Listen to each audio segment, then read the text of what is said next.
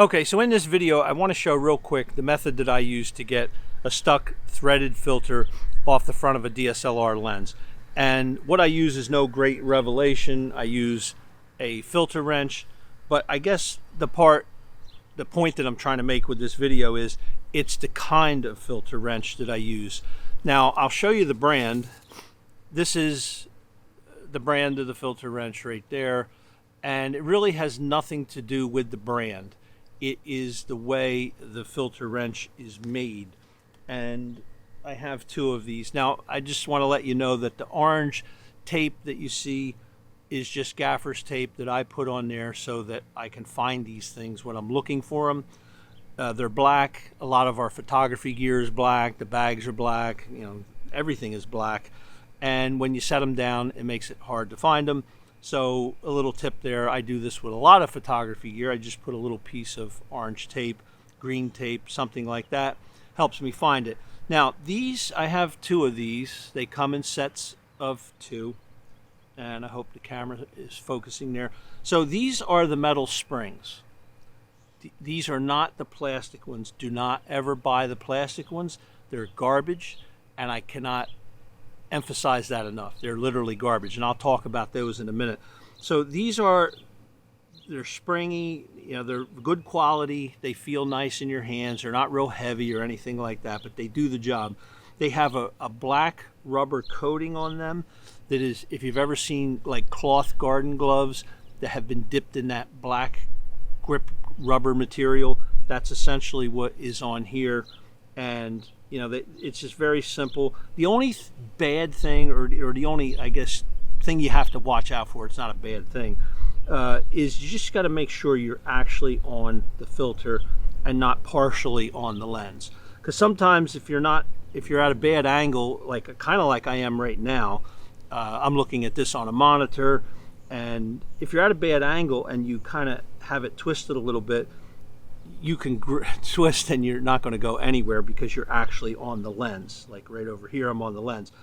But if you're on, you want to be right on the filter, and it gets them off every time. I haven't had them not get a stuck filter off.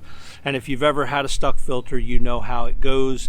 They only get stuck at the most inappropriate times when you really need to change the filter quickly for whatever reason.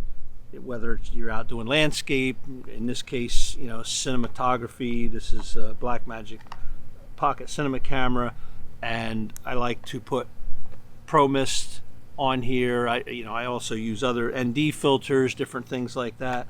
And when you want to change a filter, you want to be able to do it quickly. So a lot of times I don't tighten them. I just, you know, bring them up snug. But for whatever reason, sometimes they just get bound up. I don't know what it is. No matter how you try, you can't get it off. And that's when one of these things comes in very, very handy. Now, on to the plastic ones. I don't have a plastic one here to reference.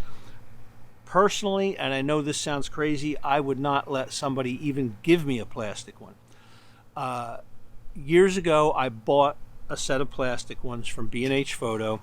Nothing against B&H, but I bought a pair of plastic ones, and the very first time I went to use one, it snapped.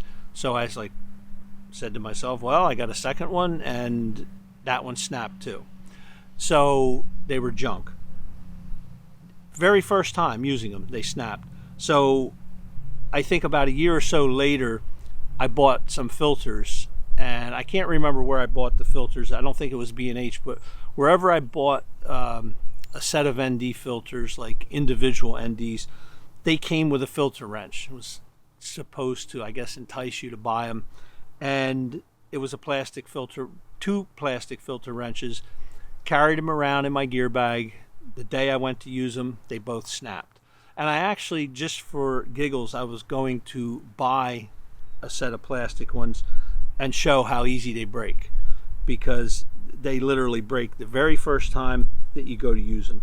What happens with the plastic ones, in all four of them that I broke, they usually break right about here or here. It's always somewhere up from where the handle is. It comes up, and it's just like right where you go to grip and pinch, it snaps. So I personally would not even let someone give me a set of those, because you would end up carrying them around thinking that, well, I'll carry them because one day I'll need them. I'll get a stuck filter, and you'll get a stuck filter and you still won't be able to get it off. See, with these, I carry them around and I don't use them all the time. I hardly ever use them. But the thing is, it's kind of like a fire extinguisher. When you really need to have it and need to use it, you need to have it right there ready. So when a filter's stuck and I need to do a change real quick, I have these things handy in my bag, and I put that orange tape on them so I can find them. Okay, so it's just a simple tip, but it helps a lot of people out. Buy the metal ones. Do not buy the plastic ones, and you'll save yourself a lot of grief in trying to twist them off without damaging the filter and without damaging the camera. And actually, another tip that I do is always put the camera on a tripod. Even if you're not using it on a tripod, if you have a filter that's stuck really, really bad, put the camera on a tripod. That gives it a nice stable spot. And if you have to, that's why there's two. If you have to, you can also grip the lens and grip the filter. Okay, everybody, thanks for watching. Have a great day.